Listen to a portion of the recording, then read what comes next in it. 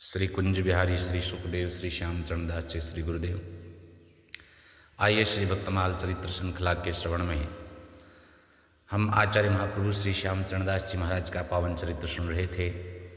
पीछे की कड़ी में हमने सुना कि माता कुंजो देवी दिल्ली पहुंची और महाप्रभु के नाना जी ने कुछ आदमी भेज करके डहरा से उनके व्यवहार का सामान और कोट कासिम से महाप्रभु जो रामा बुआ के यहाँ रुके हुए थे उनको दिल्ली मंगा लिया। दिल्ली पहुँचने के बाद कुछ लोग श्री महाप्रभु के विवाह के लिए सगाई लेकर के आए। महाप्रभु जी ने माता कुंजो देवी से मना कर दिया कि हम विवाह के प्रपंच में नहीं पड़ेंगे। नाना जी ने भी कहा कि आपको विवाह करना चाहिए। पीछे भक्तमाल के अनुसार कई संत महापुरुषों ने गृहस्थ में रहकर भजन किया है, तो आप भी ऐसा कर सकते हैं। महाप्रभु ने अपना निश्चय सुना दिया कि उनकी बराबरी हम नहीं कर सकते। आप यदि हम पर वास्तव में दया करना चाहते हैं तो आप सगाई का नाम न लें। नाना जी ने उनके दृढ़ निश्चय को जान करके सगाई वालों को लौटा दिया। अब उनके पुनः दिल्ली में पढ़ने की व्यवस्था करते हैं। मुल्ला जी को पढ़ाने के लिए नियुक्त किया। उस समय उर्दू, अरबी, फारसी पढ़ाने का ही प्रचलन था। तो बालक रणजीत को मुल्ला से पढ़ते हुए 3 महीने हो गए। उनका मन पढ़ाई में बिल्कुल लगता नहीं था। केवल नाना नानी और माता की खुशी के लिए ही वे आकर के पढ़ने बैठ जाते थे। और भला ये कपट का व्यवहार वो कब तक करते रह सकते थे। आखिर एक दिन मुल्ला से बोले, देखो हमें पढ़ना नहीं है। क्यों? नहीं काज पढ़ने सो हमको, सब ही खोल कहूँ मैं तुमको। मैं सारी बात आपको प्रकट कर देता हूँ। हमें चाकरी करनी नहीं, जाना नहीं दरबारों माही। हमें किसी की नौकरी नहीं करनी है और किसी दरबार आदि में बड़े पद पर हमको जाना नहीं है। दरब कमा घर में नहीं धरना, न कोई धन कमा करके हमें घर में रखना है, इकट्ठा करना है। हमको कछु कुटुंब नहीं करना, परिवार हम रखेंगे नहीं। परिवार की जिम्मेदारी के लिए भी धन चाहिए, तो हम तो यह भी नहीं करेंगे। आखिर होना हमें फकीर, आखिर में हमको साधु होना है, अतीत होना है। सीने चुभा इश्क का तीर, हमारे हृदय में भगवत प्रेम का तीर जो है वो चुभ चुका है, प्रवेश कर चुका है। इसलिए ये जो आप पढ़ाई पढ़ा रहे हैं ये तो बहुत निम्न स्तर की बात है। जहाँ जिस हृदय में ऐसा भगवत प्रेम प्रवेश कर चुका है, जिसका अंकुरण हो गया है प्रेम का, तो वह ऐसा जगत का लौकिक प्रपंच कैसे झेल सकता है। मुल्ला जी बोले, देखो बेटा ऐसी नादानी मत करो। इल्म के बिना, इल्म माने ज्ञान, ज्ञान के बिना लोक परलोक का कुछ भी बोध नहीं होता। तुम तो कहते हो कि मैं फकीर बनूंगा, तो फकीर तो खुदा को पहचानने के लिए ही तो बना जाता है ना। परंतु इल्म के बिना, ज्ञान के बिना तो उस खुदा को भी पहचाना नहीं जा सकता। तुम फकीर बनो या कुछ भी करो, लेकिन ज्ञान तो हासिल करना ही पड़ेगा। इल्म के बिना कुछ भी नहीं कर सकोगे। और कुछ भी पढ़ा लिखा जो होता है वो पढ़ाई कभी खाली नहीं जाती है। इससे दोनों जहान की दौलत मिलती है। यहाँ भी आपकी बहुत प्रतिष्ठा होगी। इसलिए मेरा कहना मान करके आप पढ़ाई में लगो, मन लगा कर पढ़ो। अब रणजीत से नहीं रहा गया। उन्होंने उत्तर दिया, मुल्ला जी आप नहीं जानते, साधु और औलियों को पढ़ने पढ़ाने की आवश्यकता नहीं होती है। वे तो जन्म से ही इल्म लेकर के आते हैं। अब मुल्ला जी गुस्सा हो गए, बोले कि अच्छा तो तुम जन्म से इल्म लेकर के आए हो, तो हमें भी अपना इल्म दिखाओ ना। मुल्ला ने एक अरबी की पुस्तक सामने रख दी और कहा, इसको पढ़ कर के अर्थ समझाओ, तब जाने कि तुम जो कह रहे हो उसमें कितना दम है। रणजीत ने पुस्तक उठाई और लगे पढ़ कर के अर्थ समझाने। मुल्ला तो अवाक रह गया। उसने रणजीत के चरणों में सिर रख करके माफ़ी मांगी और उनकी पढ़ाई से छुट्टी कर दी। इधर माता कुंजो बालक रंजीत के रंग ढंग देख करके चिंतित होने लगी। एक दिन एकांत में उसे अपने पास बैठा करके समझाने लगी, देख बेटा, अपने दादा के घर में एक तू ही तो है, तेरा सगा चाचा ताऊ कोई है नहीं। तुझसे मुझे बड़ी आशा है कि तू अपने बाप दादा का नाम रोशन करेगा। मेरा सहारा भी तो एक तू ही है, मैं तुझे देख देख करके ही जीऊँगी, पर तू तो किसी की सुनता नहीं, बस अपने मन की करता है। बात बात में घर से निकल करके फकीर बनने की धमकी देता है। बेटा, तू मेरा सच्चा पुत्र है तो मेरी सीख मान ले और अच्छी तरह पढ़ लिख करके विवाह कर, अपना और अपने कुल का नाम सुनाम कर, प्रसिद्ध कर। फकीर तो वे लोग बनते हैं जिनको घर में खाने को नहीं मिलता। माता कुंजो कह रही है अपने पुत्र से कि जिन्हें अपने कुल की लाज नहीं होती, फकीर बन करके तू घर घर भीख मांगता फिरेगा तो क्या यह तुझे और हमारे वंश को, परिवार को शोभा देगा। माँ के वचन सुन करके श्री रंजीत गंभीर हो गए और माता को उसी प्रकार ज्ञानोपदेश किया है जिस प्रकार भगवान कपिल देव ने अपनी माता देवहूति को किया है। भागवत जी में 3रे स्कंद में कथा आती है कि कपिल भगवान माता देवहूति को सामने बैठा करके भगवत भक्ति का उपदेश करते हैं। रणजीत हाथ जोड़ करके माता से कहने लगे, माँ, मैंने हृदय में जो बात धारण की है वो आज आपके सामने प्रकट करता हूँ। अब तुम सुनिए अरज हमारी, सब ही कहूँ ही ये जो धारी। मैंने हृदय में जो बात धारण करी है वो सुन लो। जो तुम सुनी के रोशन मानो, जो मैं कहूँ साँच ही जानो। मैं कह रहा हूँ उसको सत्य समझना, मन में रोष प्रकट मत करना। जा दिन जीव देह धरी आया, कुटुंब लोग कोई संग न लाया। जिस दिन से ये जीव देह धारण करके आया है, कुटुंब के लोग तो आगे पीछे आ चुके हैं या आते हैं, साथ में तो किसी को लाया नहीं।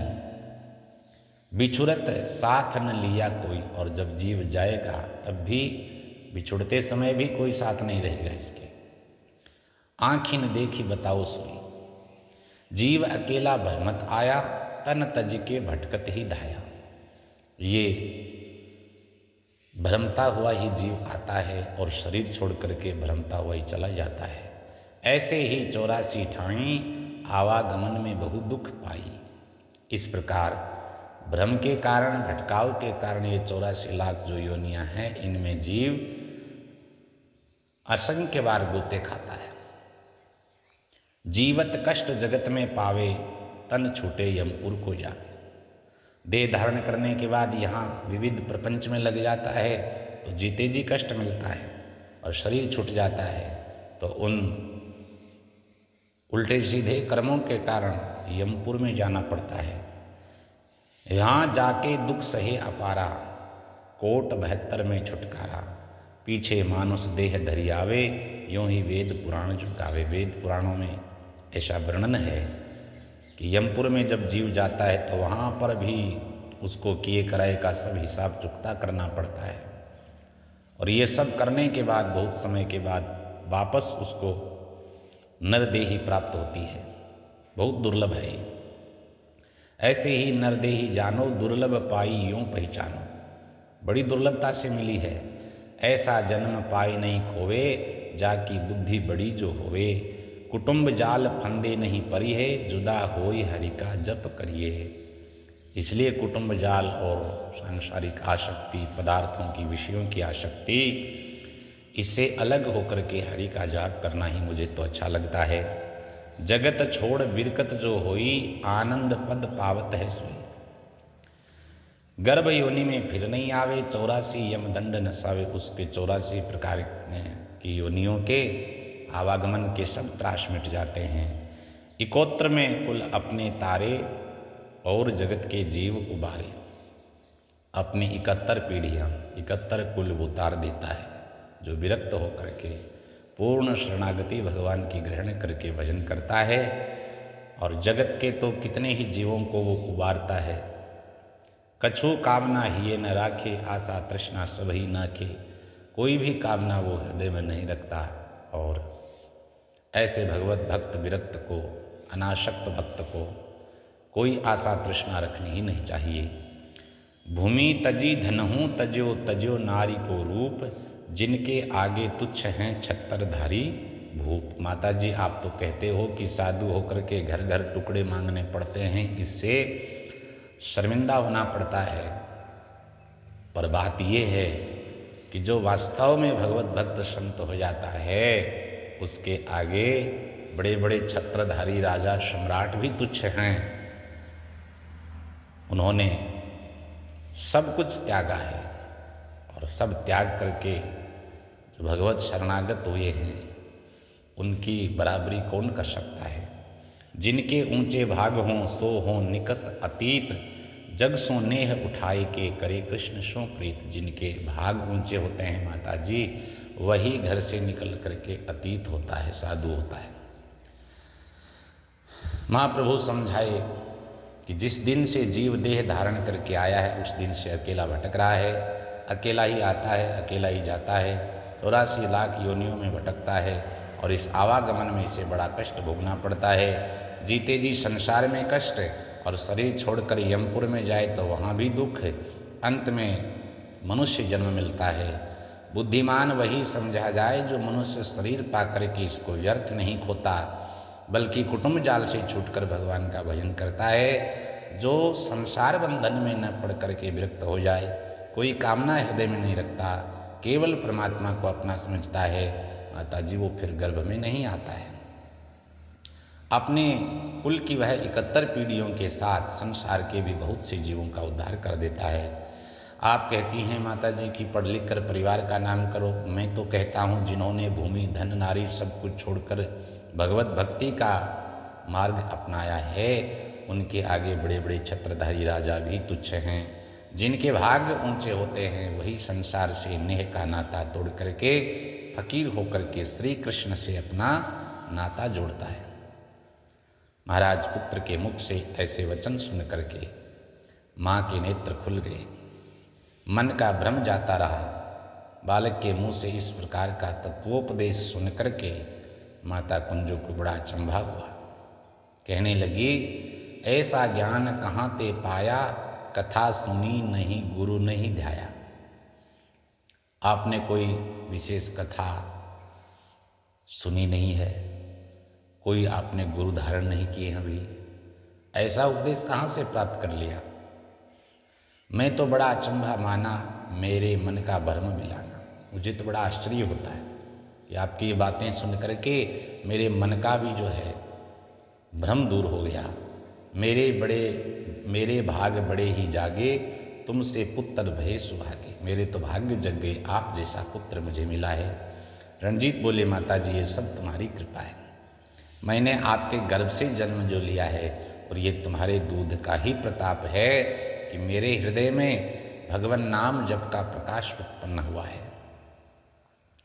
माँ का भाव बदला देख करके रणजीत ने कहा, माता जी अब मेरे मन की दुविधा का हरण करो, मुझे खुशी होकर के हरि की ओर लगाओ, संसार से छुड़ाओ।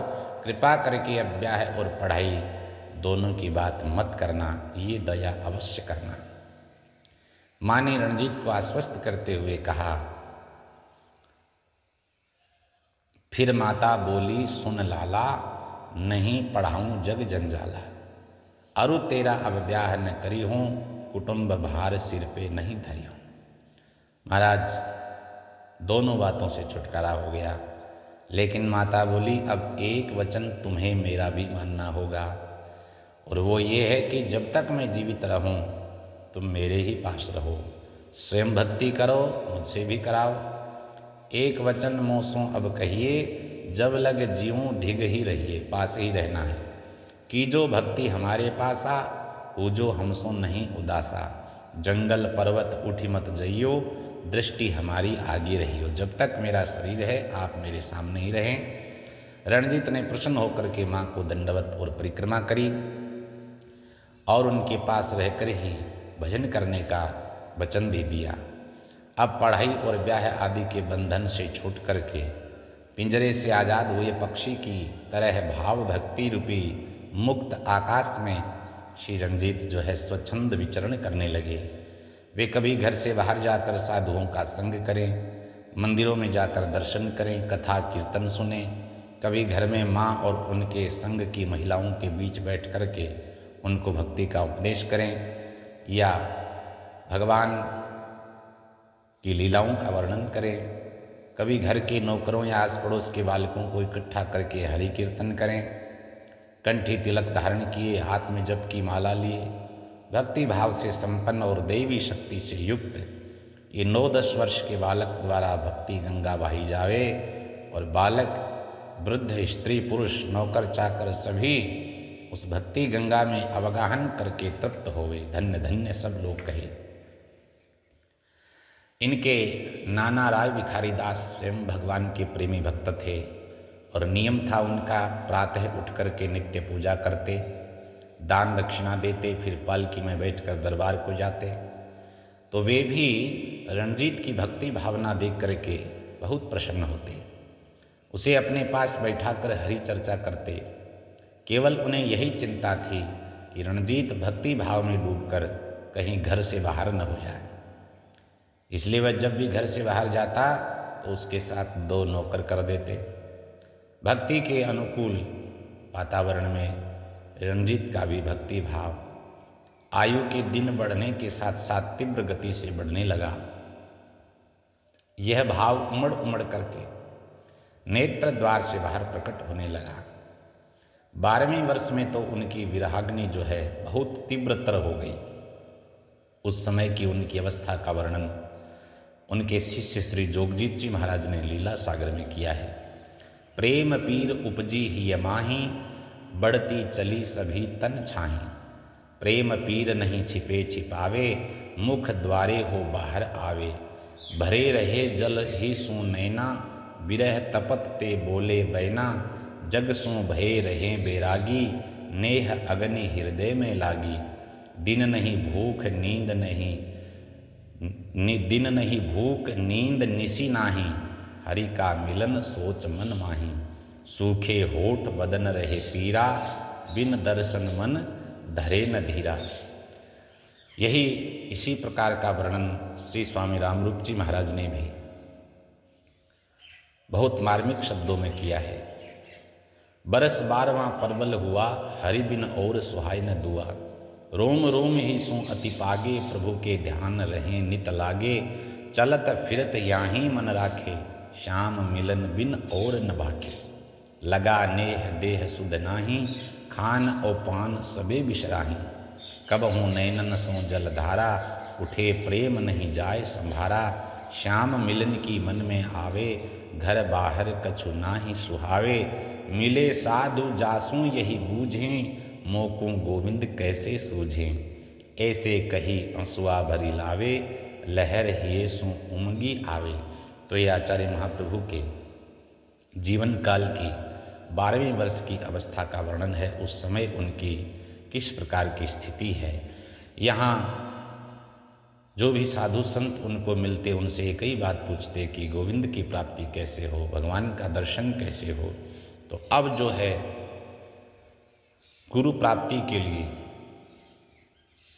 उत्तरोत्तर जो है आचार्य महाप्रभु का विरह बढ़ता जा रहा है कि मुझे गुरुदेव की प्राप्ति कैसे हो, क्योंकि सभी संत महात्मा एक ही बात कह रहे हैं कि गुरु के बिना गोविंद की प्राप्ति नहीं हो सकती। तो किस प्रकार श्री सुखदेव जी महाराज गुरु रूप में आचार्य महाप्रभु को प्राप्त होते हैं, यह आगे का चरित्र हम अगली श्रृंखला में श्रवण करेंगे। जय जय श्री सुखदेव।